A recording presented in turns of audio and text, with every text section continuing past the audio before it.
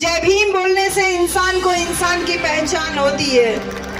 सबको जय भीम, जय भीम, जय भीम। नारा इसलिए लगवा रही हूँ क्योंकि बाबा साहब के नाम का डर बहुत हो रखा है लोगों में, बहुत जबरदस्त डर हो रखा है। और कोई छोटे मोटे लोगों को डर नहीं है, संसद में बैठे हुए लोगों को डर हो रखा है। जब 85% बहुजन की बात करते हैं और राजनीतिक आंदोलन जो मान्यवर कांशीराम साहब और बहन कुमारी मायावती जी के नेतृत्व में आगे बढ़ता है, तब भी दलित, पिछड़ा और मुसलमान साथ होते हैं। किया रविदास नगर जिले का नाम चेंज किया, तमाम बहुजन महापुरुषों पंचशील नगर हापुड़ का नाम चेंज किया, तमाम जो जिलों के नाम तुमने चेंज किए। जब तुम्हारा घर धोया गया तो तुमको पता चला कि तुम भी नीच समझे जा रहे हो, शूद्र समझे जा रहे हो, छोटा समझे जा रहे हो। ये जो बहुजन समाज आज एक बड़ी सी संख्या में यहाँ दिखाई दे रहा है, अपने महापुरुषों के नाम पे बौद्ध महोत्सव में जो आज इकट्ठा हुआ है, उसका ये परिणाम है कि सड़क से लेकर के संसद तक केवल अम्बेडकर अम्बेडकर अम्बेडकर अम्बेडकर अम्बेडकर अम्बेडकर अम्बेडकर नजर आ रहे हैं।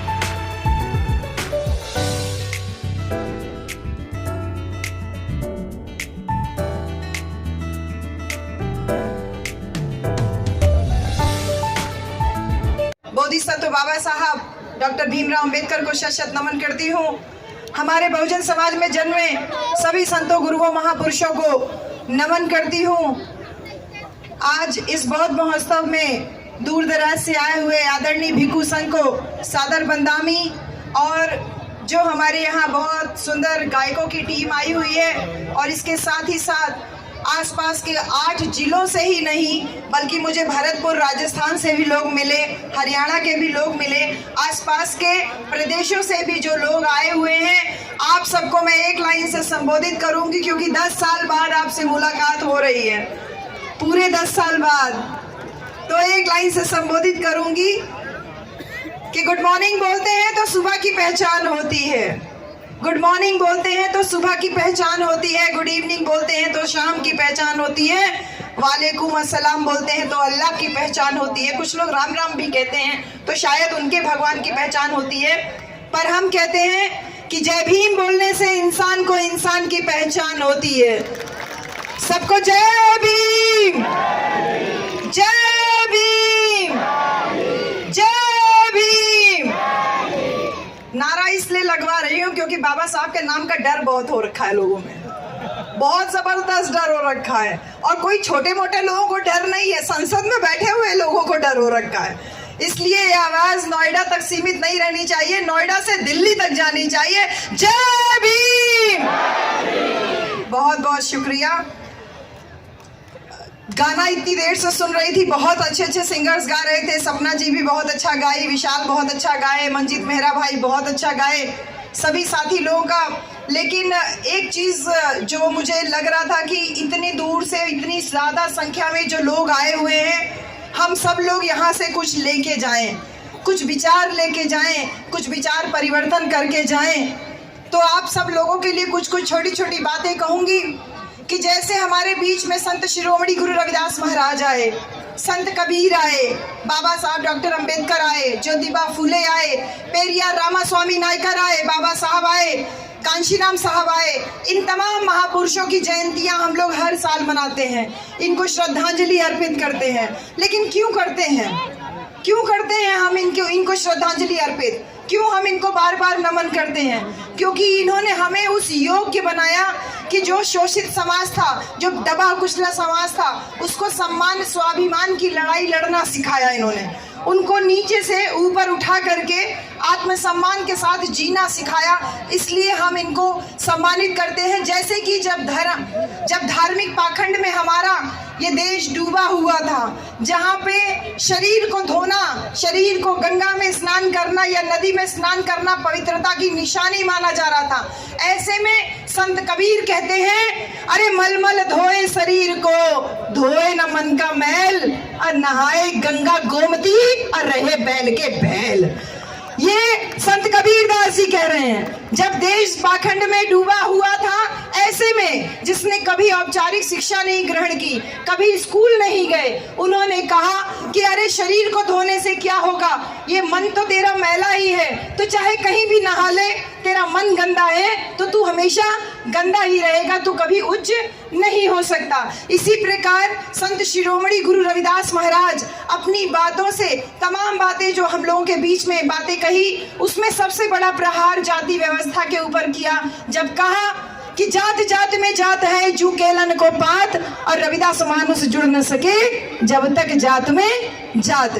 चर्म मांस और रक्त का तन का बना आकार, अरे नजर पसारे देख लो सारा जगत जमार। जब वो कह रहे हैं ये बात कि अरे चमड़ा मांस और रक्त का शरीर बना हुआ है, तो नजर पसार के देखो हर एक व्यक्ति तो चर्म मांस और रक्त से बना है, हर एक व्यक्ति तो चमार है, तो फिर क्यों अपने आप को कोई श्रेष्ठ मान रहा है, कोई नीचा मान रहा है। तो संत शिरोमणि गुरु रविदास महाराज एक विचार दे के जाते हैं, जो धार्मिक पाखंड में देश डूबा हुआ था उनको उससे निकालने के लिए और जाति पाति के भेदभाव को खत्म करने के लिए उन लोगों ने हम लोगों के अंदर आत्मविश्वास जगाया कि ऊंच नीच, कहते हैं रविदास जन्म के कारणे होत न को नीच। अरे रविदास ये जाति पाति का रोक करता है मनुष्य को नीच, ये रविदास जन्म के कारण कोई ऊंच नीच नहीं होता, ये तो नीच करती है ओछे कर्म की कीच, जो तुम्हारे गंदे कर्म है, बुरे कर्म है, इससे तुम नीचे बनते हो।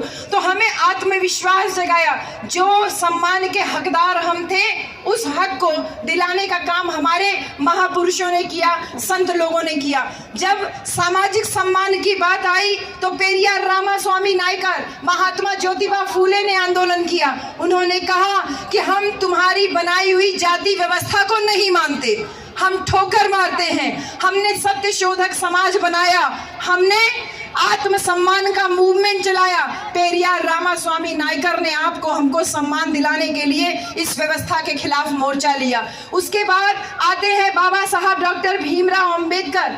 बाबा साहब ने भारत का संविधान लिख करके जो महापुरुषों के द्वारा बताया हुआ रास्ता था, उस रास्ते पे चलने के लिए एक बहुत दमदार दस्तावेज हमारे सामने खड़ा कर दिया। क्योंकि ये देखिए कि इस दुनिया क्या ये कह लीजिए, इस भारत देश में राजा राम और सीता राम की लड़ाई चल रही है। और राजा राम सीता राम की लड़ाई कैसे चल रही है, जो हम लोग गांव में एक कहानी के माध्यम से बताते हैं। एक गांव में एक ऊंची बिरादरी का व्यक्ति आकर के रहने लगा। उसने गांव की एक महिला से शादी कर ली, कथा वथा कह करके उसका परिवार चलने लगा, परिवार पालने लगा। फिर उसके बच्चे हो गए, 2 बच्चे हो गए, तो उसका परिवार चलना मुश्किल हो गया। उसने कथा कहने की फ्रीक्वेंसी थी वो जल्दी कर दी कि ज्यादा से ज्यादा कथा कहूं जिससे कि ज्यादा पैसा मिले, मेरा परिवार चलता रहे। फिर उसके बाद जब बच्चे सयाने होने लगे तो उसका खर्चा चलना और मुश्किल हो गया।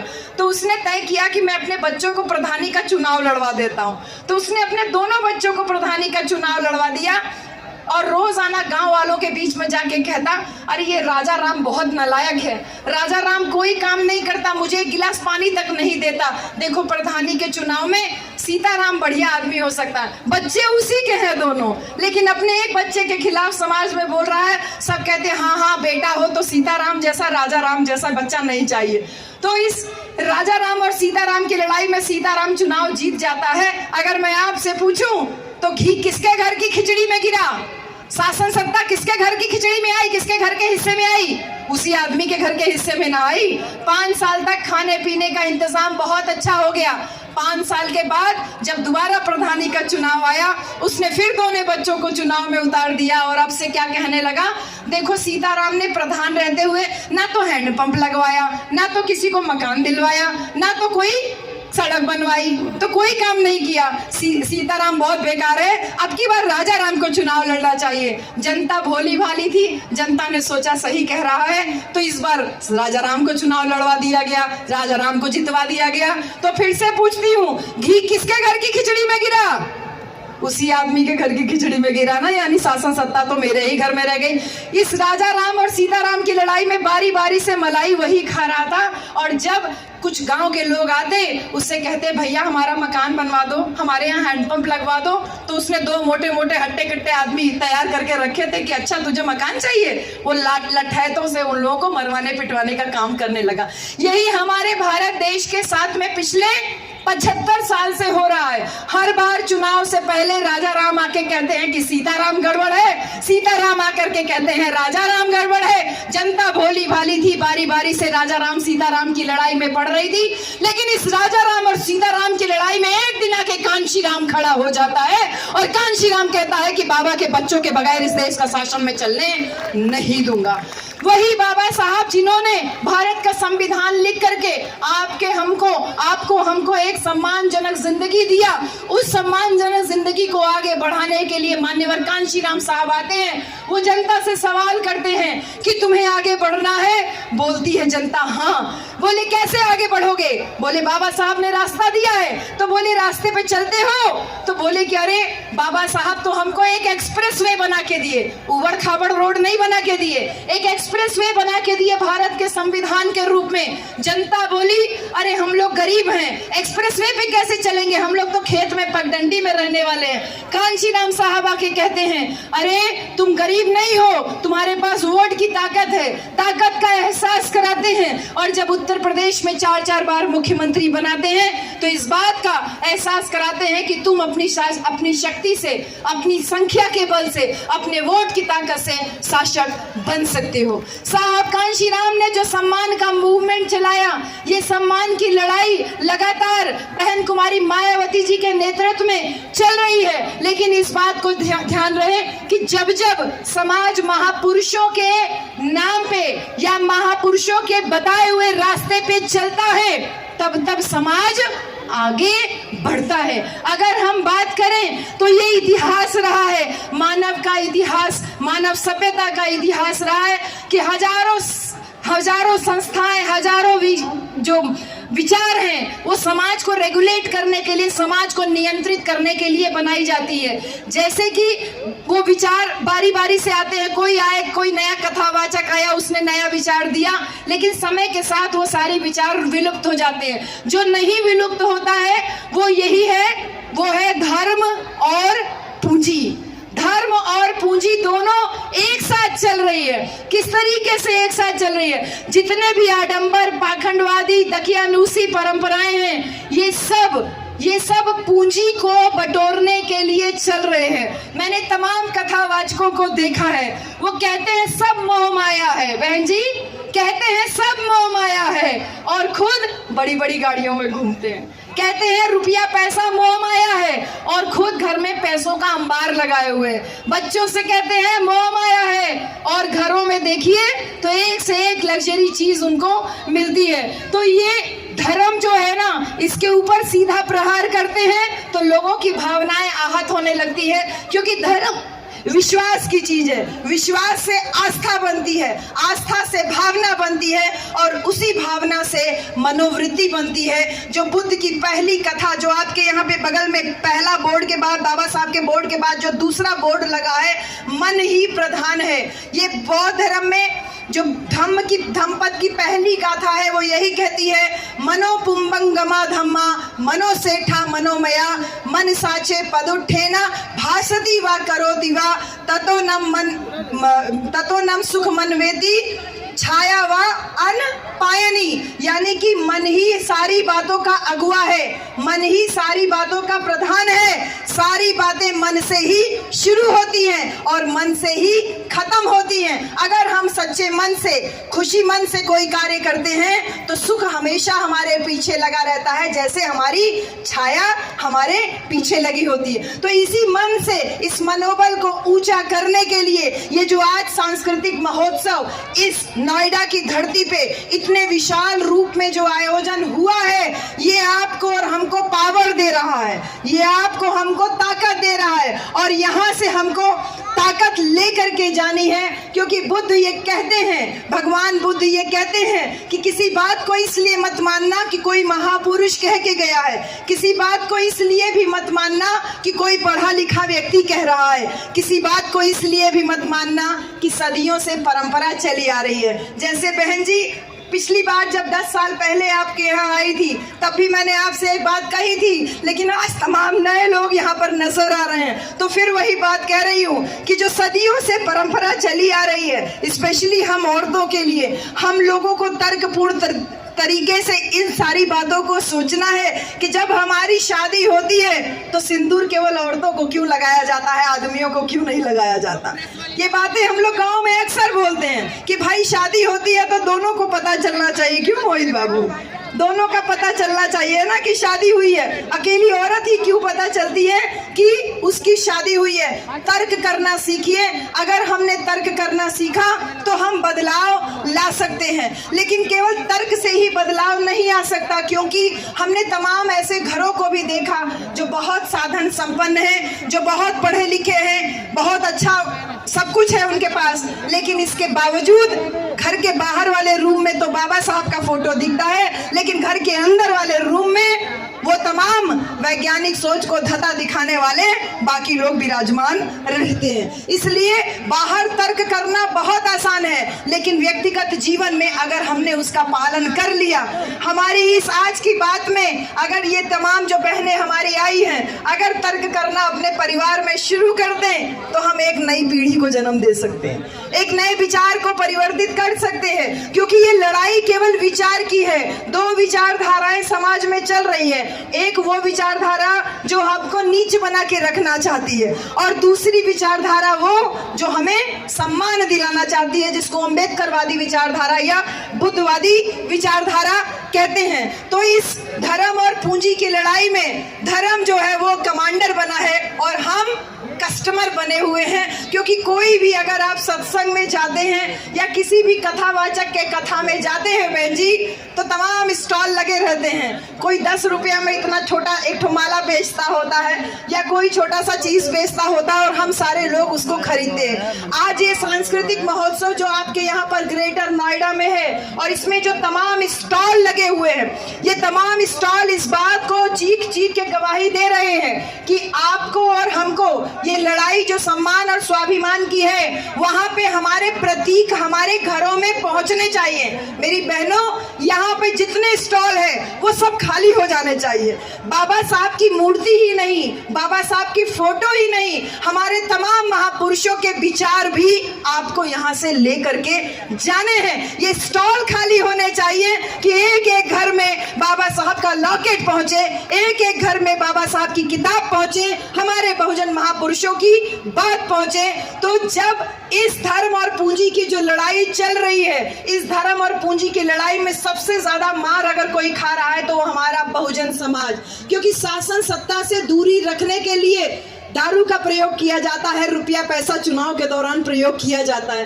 तो इस प्रकार से इसका दुरुपयोग जो हो रहा है, इसकी लड़ाई को हम इस प्रकार के आयोजन करके ही जीत सकते हैं, जहां पे पूरी तरीके से एक बौद्धिक परिवर्तन इन तमाम स्टॉलों के माध्यम से और एक मेले जैसा जो माहौल है उसके माध्यम से जो तैयार किया जा रहा है। ये जवाब हमको बाबा साहब डॉक्टर अंबेडकर दे के गए थे।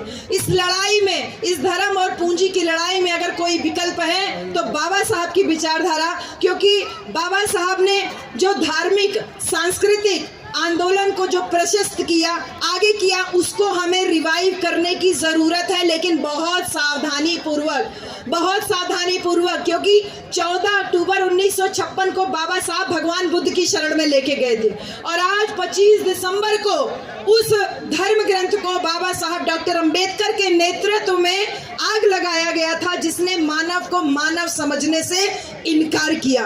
आग लगाई थी बाबा साहब के सहयोगियों ने, उस व्यवस्था को मानने से इनकार किया बाबा साहब जो इंसान को इंसान की हैसियत का नहीं समझता है। तो उस सांस्कृतिक विरासत को जो जिंदा करने का कार्य माननीय सूरजपाल राक्षस जी और इनके साथ साथ जो इनके दीपक बौद्ध जी जो सेक्रेटरी साहब हैं, मैं बहुत धन्यवाद करूंगी इस इतने शानदार आयोजन के लिए कि एक बौद्ध विरासत, बौद्ध धर्म का प्रतीक ये वापस जो है बहुत तेजी से जो इसका परिवर्तन के लिए कार्य कर रहा है। और इसके साथ ही साथ जब हम बहुजनों की बात करते हैं तो 85% बहुजन की बात करते हैं। बहुजन सामाजिक आंदोलन, सामाजिक समानता के आंदोलन में जब भी बहुजन की बात करते हैं तो सफल होता है, क्योंकि एससी, ओबीसी और माइनॉरिटी यानी जो हमारा दलित समाज है, जो पिछड़ा समाज है और जो मुसलमान समाज है, वो इस सामाजिक आंदोलन में इकट्ठा दिखाई देता है।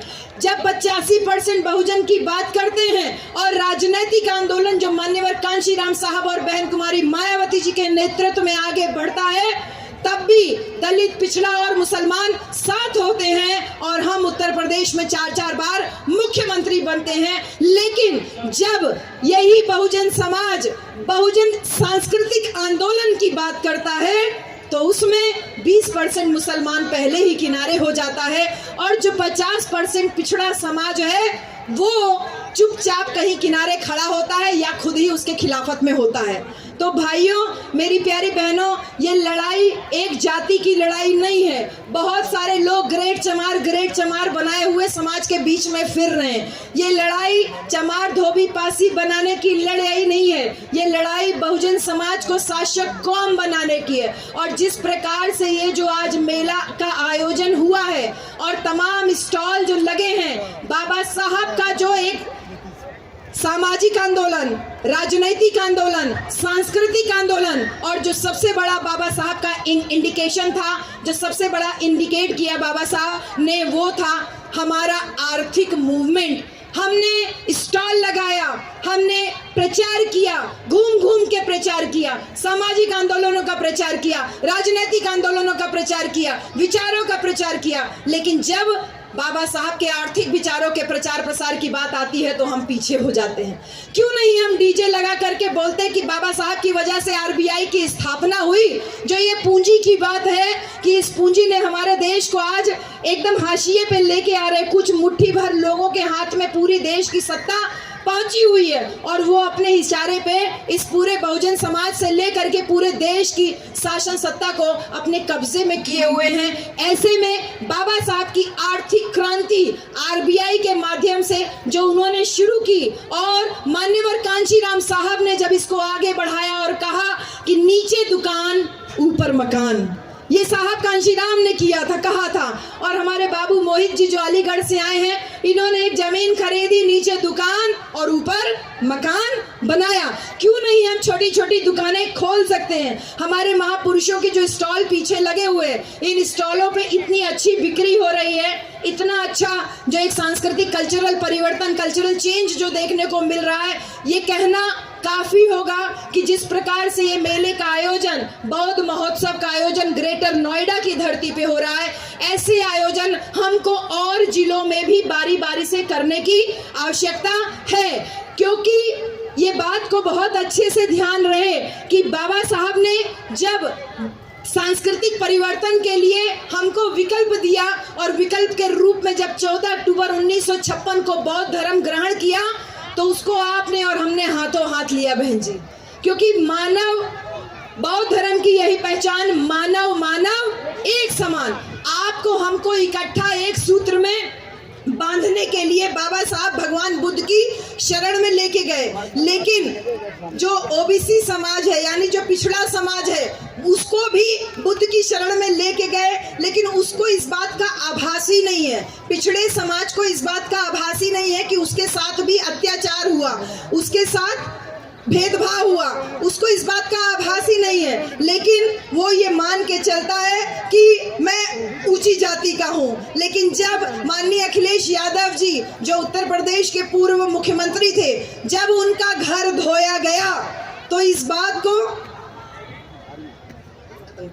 जब उनका घर धोया गया तो इस बात को लोगों को समझ में आया कि तुमने जिले के नाम चेंज किए, संभल जिले का नाम चेंज किया, रविदास नगर जिले का नाम चेंज किया, तमाम बहुजन महापुरुषों पंचशील नगर हापुड़ का नाम चेंज किया, तमाम जो जिलों के नाम तुमने चेंज किए। जब तुम्हारा घर धोया गया तो तुमको पता चला कि तुम भी नीच समझे जा रहे हो, शूद्र समझे जा रहे हो, छोटा समझे जा रहे हो। इसलिए मेरा आह्वान है कि वो तमाम ओबीसी के लोग जो आज हम लोगों के मंच पे वक्ता बने हुए हैं, नेता बने हुए हैं, लेकिन जब जब चुनाव आता है तो अपनी जाति के नेताओं के साथ हेलीकॉप्टर में बैठ के घूमते हुए नजर आते हैं। थोड़ा सावधान रहने की जरूरत है और बाबा साहब डॉक्टर अंबेडकर को संपूर्ण रूप में जानने की जरूरत है। संपूर्णता बोले तो हमें चाहिए फुल इज्जत, मुझे चाहिए फुल इज्जत। बाबा साहब डॉक्टर अंबेडकर हमको फुल इज्जत दिलाए, चाहे धर्म के माध्यम से हो, चाहे वोट के माध्यम से हो। और आज जब राजनीतिक अधिकार लेने की बात आती है तो बाबा साहब का नाम आता है, सांस्कृतिक अधिकार की बात आती है तो भी बाबा साहब का नाम आता है, और जब बहुजन समाज को शासन सत्ता पर पहुंचाने की बात आती है तो भी बाबा साहब और मान्यवर कांशीराम साहब का नाम आता है। लेकिन इस बात को ध्यान रहे कि ऐतिहासिक रूप से कुछ लोगों की गलती की वजह से ये बहुजन समाज जो बाबा साहब के नाम को एक लेकर के मजबूती के साथ आगे बढ़ रहा है, उसका ये रिजल्ट है। बहन कुमारी मायावती जो 4 बार उत्तर प्रदेश में मुख्यमंत्री बनी, आज उसका ये परिणाम है। ये जो बहुजन समाज आज एक बड़ी सी संख्या में यहाँ दिखाई दे रहा है, अपने महापुरुषों के नाम पे बौद्ध महोत्सव में जो आज इकट्ठा हुआ है, उसका ये परिणाम है कि सड़क से लेकर के संसद तक केवल अंबेडकर अंबेडकर अंबेडकर अंबेडकर अंबेडकर अंबेडकर अंबेडकर नजर आ रहे हैं। कोई नीला ड्रेस पहन करके बाबा साहब को हथियाने की कोशिश कर रहा है, कोई बाबा साहब की फोटो लेके बाबा साहब को हथियाने की कोशिश कर रहा है, कोई संसद में संविधान की किताब लेकर के बाबा साहब को हथियाने की कोशिश कर रहा है। लेकिन मैं धन्यवाद देती हूँ मान्यवर कांशीराम साहब को, बहन कुमारी मायावती जी को, कि जिनके इस मूवमेंट की वजह से, जिन्होंने बहुजन समाज को इस योग्य बनाया कि आज बाबा साहब का नाम तुम मजबूरी में ले रहे हो, मजबूरी में ही सही लेकिन ले तो रहे हो, उनके सामने सर तो झुका रहे हो। नहीं तो ये जान लीजिए कि जीते जी भी बाबा साहब डॉक्टर अंबेडकर इनको डराए। बहन जी, जीते जी भी बाबा साहब डराए और आज मरने के बाद भी बाबा साहब डॉक्टर अंबेडकर इनको डरा रहे हैं। अगर ये डर नहीं होता तो कभी नहीं सुना किसी देवता की मूर्ति टूटी हो, लेकिन अक्सर ये सुना कि बाबा साहब डॉक्टर अंबेडकर की मूर्ति तोड़ी जा रही है। कभी उंगली तोड़ी जाती है, कभी चश्मा तोड़ा जाता है। तो आज मैं अंत में बस यही कहूंगी कि इस ग्रेटर नोएडा की भूमि पे वो बाबा साहब की उंगली का इशारा करती हुई जो फोटो है, जो मूर्ति है, उस इशारे को समझिए। अरे ग्रेटर नोएडा से दिल्ली दूर नहीं है, वो उंगली का इशारा संसद के ऊपर कब्जा करने की तरफ जाता है। और यही दिल्ली जो कि ये नोएडा, ग्रेटर नोएडा, जब दिल्ली से एंटर करिए तो बाप भगवान बुद्ध की बड़ी सी मूर्ति लगी हुई है और लिखा है उसमें वेलकम टू गौतम बुद्ध नगर। तो ये बहुजन विचारधारा को मजबूत करने का जो कार्य बहन कुमारी मायावती जी ने गौतम बुद्ध नगर बना के, गौतम बुद्ध यूनिवर्सिटी बना के, मान्यवर कांशीराम अस्पताल बना के, युवा बच्चों के लिए स्कॉलरशिप और युवा बच्चों के लिए छात्रावास बना के जो आंदोलन शुरू किया, ये बहुजन समाज की आज जिम्मेदारी है कि इस आंदोलन को आगे लेकर के जाए। और 2027 में बहन जी, पश्चिम के लोगों से शिकायत है, पूरब के लोगों ने मिशन को अभी तक थाम के रखा है। पश्चिम के लोगों, आप लोग इधर उधर बहकिए नहीं। आप लोगों को कोई मूंछों पे ताव देके, कोई ग्रेट चमार बोल के बहका रहा है। आपको बहकावे में आने की जरूरत नहीं है। आज बहन कुमारी मायावती जी ने साफ तौर पे कह दिया कि बाबा साहब डॉक्टर अंबेडकर हमारे भगवान हैं। उन्होंने ये नहीं कहा कि भगवान जैसे हैं या भगवान की तरह हैं। इस इशारे को समझिए कि अगर तुमने अंबेडकरवाद की राह छोड़ी तो हम बिखर के रह जाएंगे, और बिखरे हुए अंगूरों की कोई कीमत नहीं होती। जो गुच्छे में लगे अंगूर होते हैं उन्हीं की कीमत होती है। मैं बहुत धन्यवाद करती हूँ कि इस बिखरे हुए समाज को इतने अंगूरों में, अंगूर के गुच्छों में गुच्छों की तरह पिरोने का कार्य किया। मोतियों की माला बनाने का जो प्रयास इस बौद्ध महोत्सव के माध्यम से, ये जो पूरी टीम दिख रही है, जिसमें नौजवान साथी भी हैं, वरिष्ठ साथी भी हैं, भाई सूरजपाल राक्षस जी के नेतृत्व। आप इस वीडियो के बारे में अपनी राय अवश्य दें तथा वीडियो को लाइक, शेयर और कमेंट्स साथ साथ चैनल को सब्सक्राइब करना न भूलें। धन्यवाद।